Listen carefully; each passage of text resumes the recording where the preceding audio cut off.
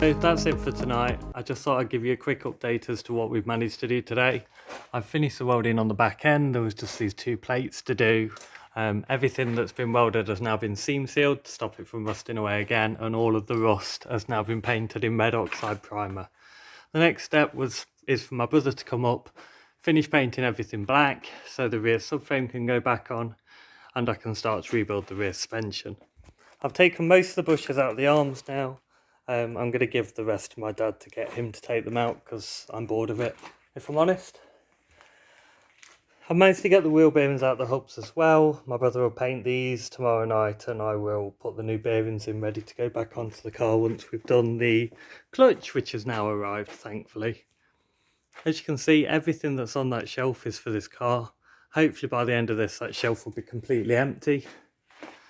So tune in over the weekend and we'll post a video of the clutch change if it all goes well, or if it goes badly there'll be a picture of me cutting the car up.